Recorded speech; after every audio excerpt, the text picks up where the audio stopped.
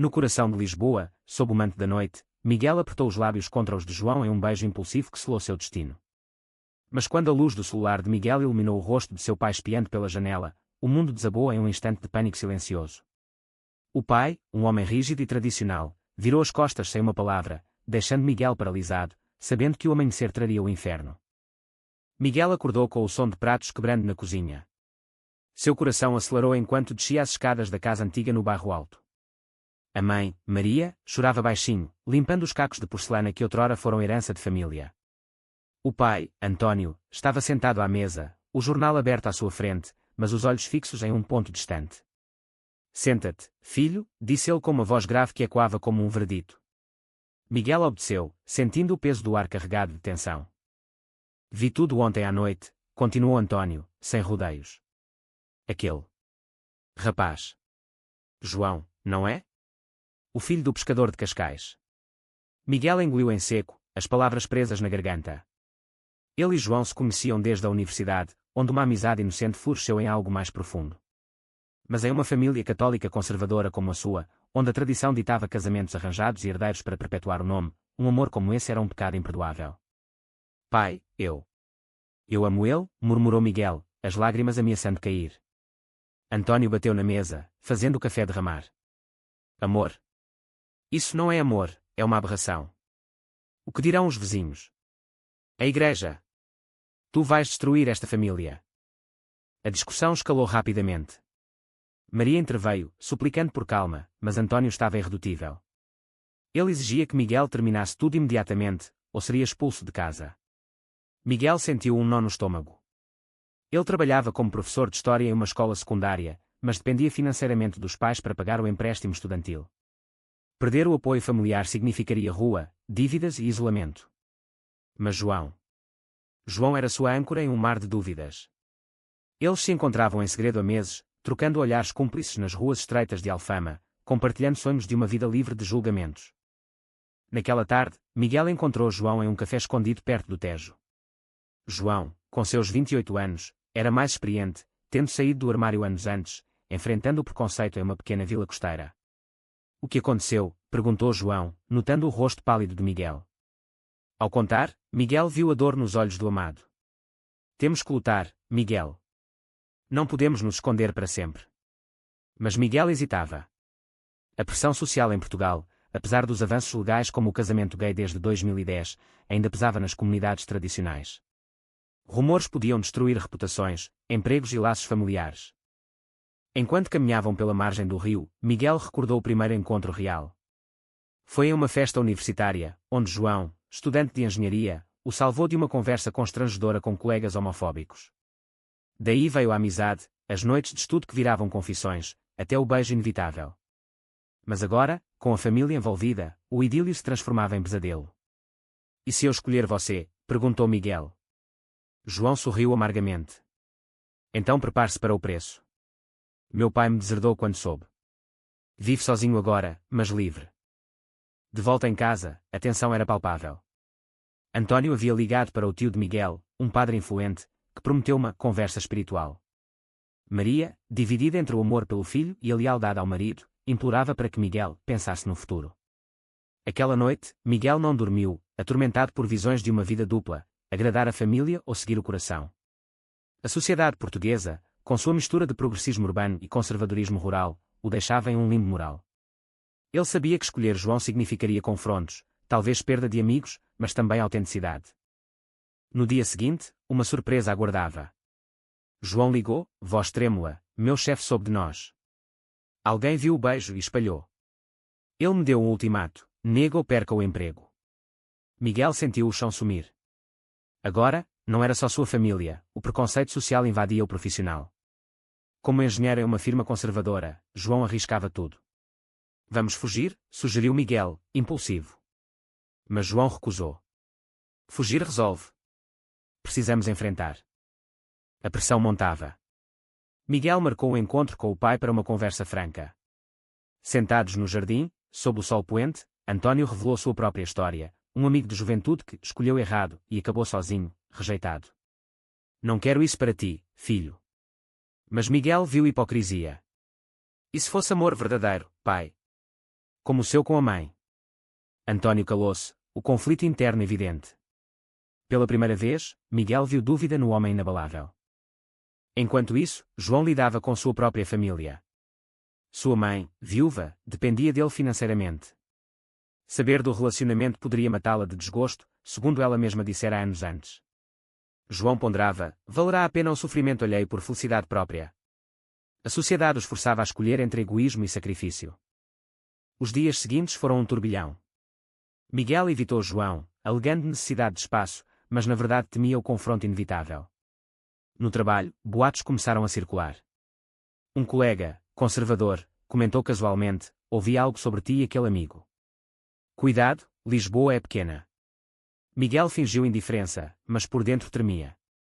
A homofobia velada, mesmo em uma capital progressista, era uma realidade.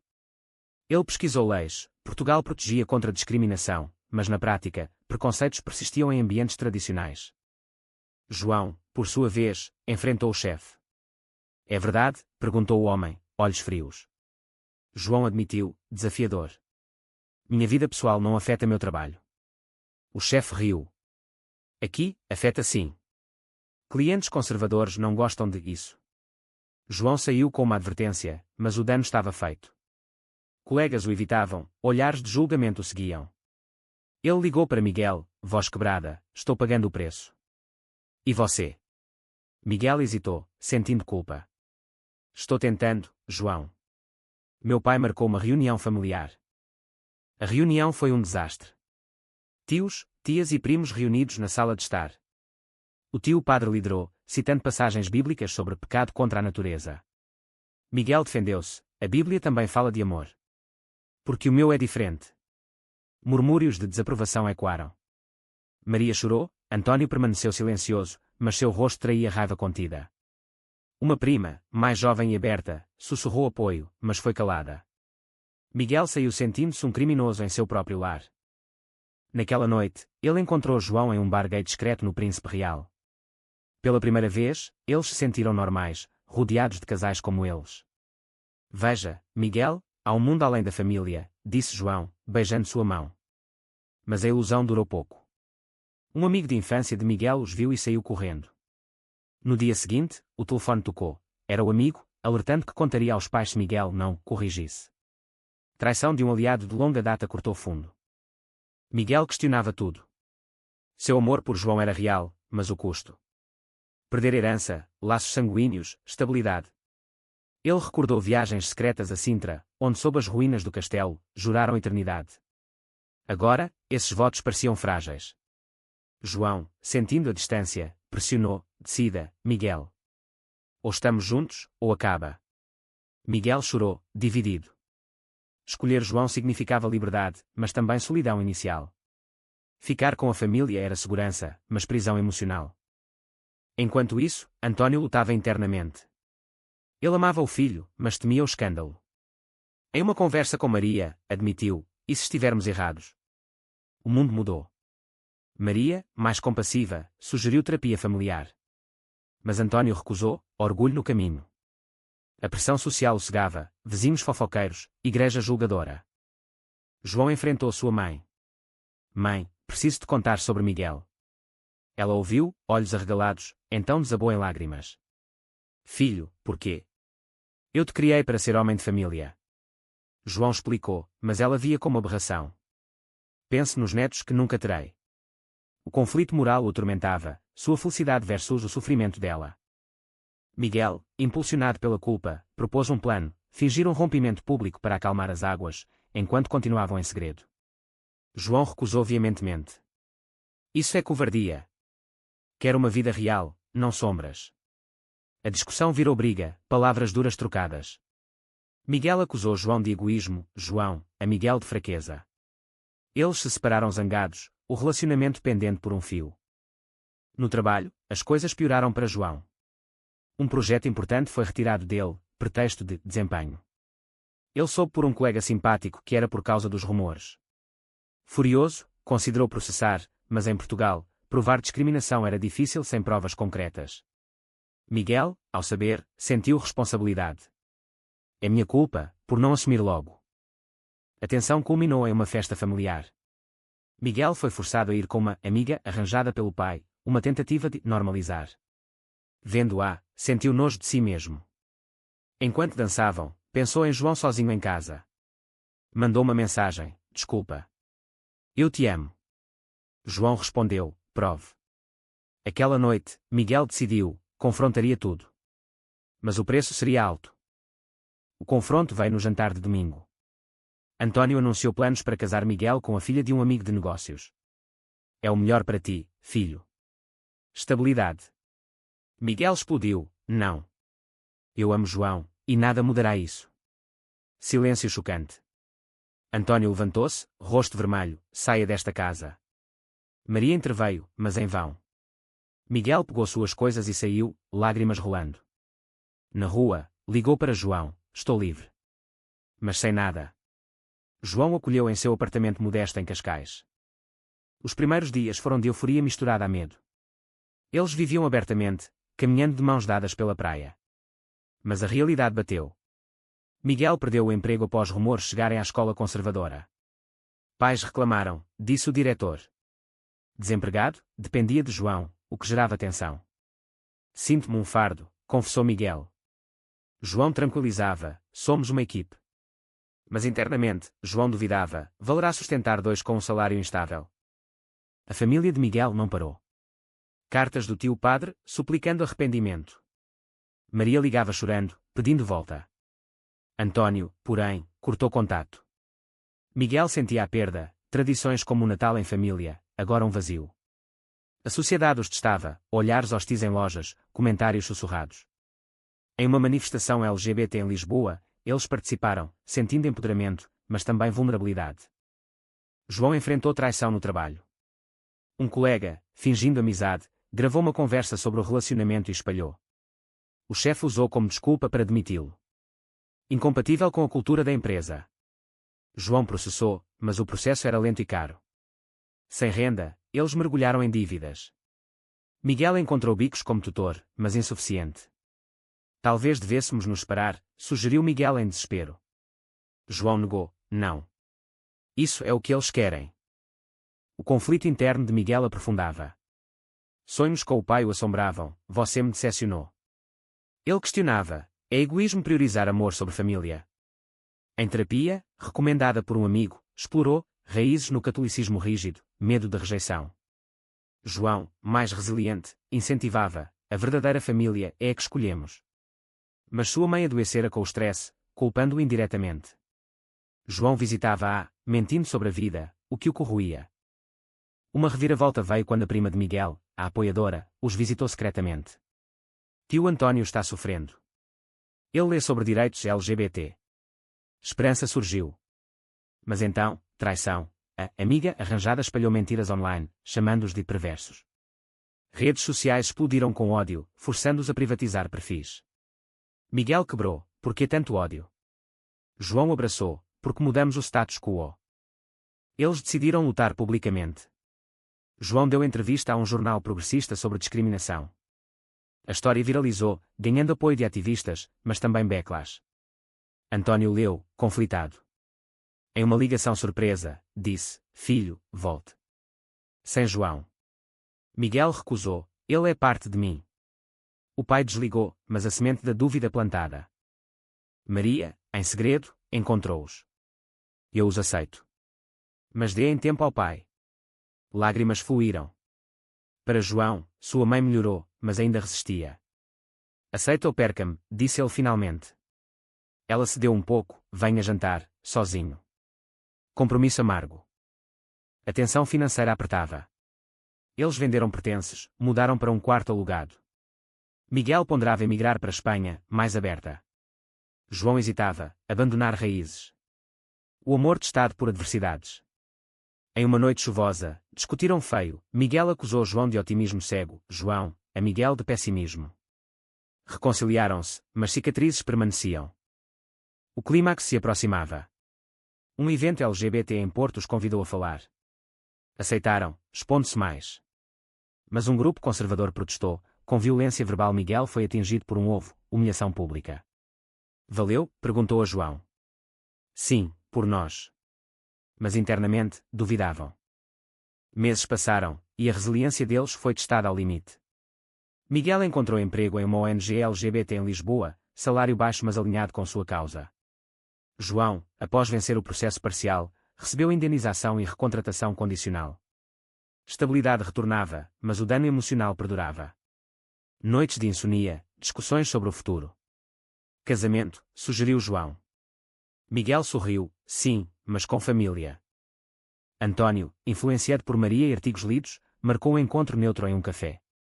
Não aprovo, mas és meu filho. Palavras duras, mas um passo. Miguel chorou, obrigado, pai. João, excluído, sentiu ciúme, e eu? Miguel tranquilizou, pacientemente. Mas a exclusão machucava. A mãe de João progredia. Em um jantar, ela perguntou sobre Miguel, ele te faz feliz? João assentiu. Então, traga-o da próxima. Vitória pequena, mas significativa. A sociedade mudava devagar, amigos retornavam, vizinhos se adaptavam. Mas preconceitos latentes surgiam, como um vizinho recusando ajuda. Uma traição final veio de dentro. Um amigo do bar gay, invejoso, vazou detalhes íntimos online. Escândalo renovado. Miguel confrontou, porquê? O homem admitiu, vocês têm o que eu não.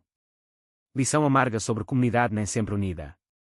Eles fortaleceram laços, isolando-se de tóxicos. Internamente, Miguel lidava com culpa, causou dor à família. Em terapia, aprendeu perdão próprio. João, com raiva reprimida, explodiu uma vez, sacrifiquei tudo por você. Reconciliação veio com honestidade, e eu por ti. O amor, provado no fogo, emergia mais forte. Eles planejaram o casamento, discreto em uma capela aberta. Convites seletivos, Maria veio, António não. A mãe de João compareceu, hesitante. Cerimônia emocionante, votos de lealdade apesar de tempestades. Mas a ausência do pai de Miguel doía. Pós-casamento, vida normalizava. Empregos estáveis, casa própria. Mas sociedade testava, a adoção. Não pregueis, diziam conservadores. Eles advogavam por mudanças. António, em uma visita surpresa, viu a felicidade, talvez eu esteja errado. Abraço reconciliador, mas tenso.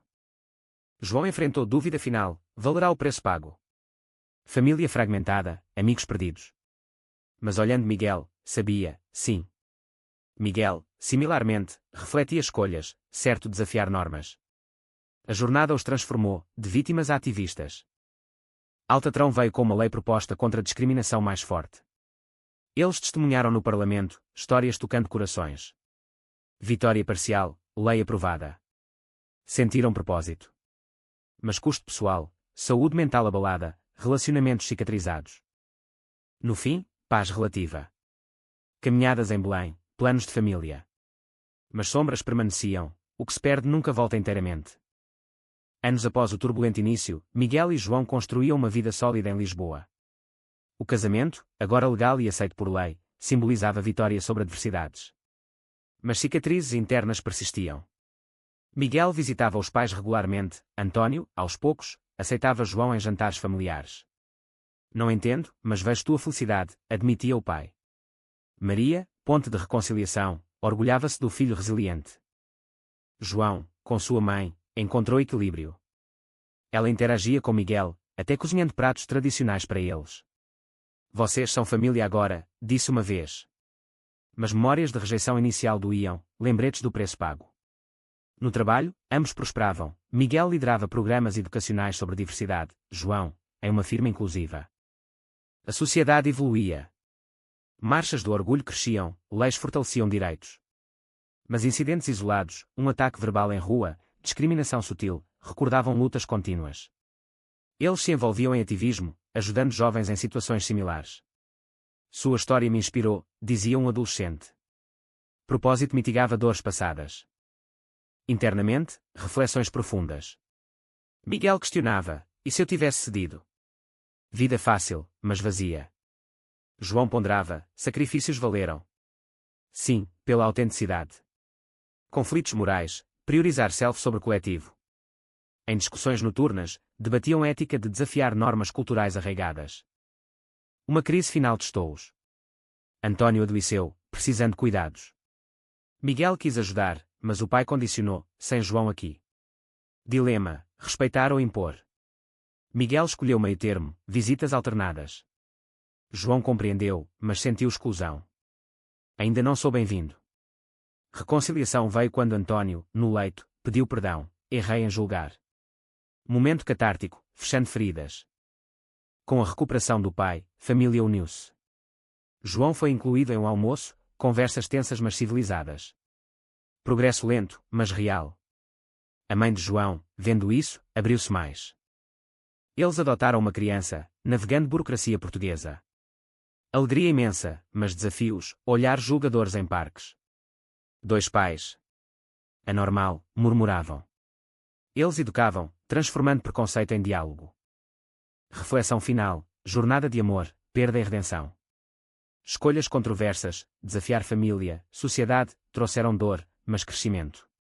Miguel e João, mais fortes, olhavam o futuro com esperança. Mas, no fundo, uma pergunta para: foi certo priorizar o amor individual sobre as tradições familiares e sociais, mesmo que cause sofrimento coletivo?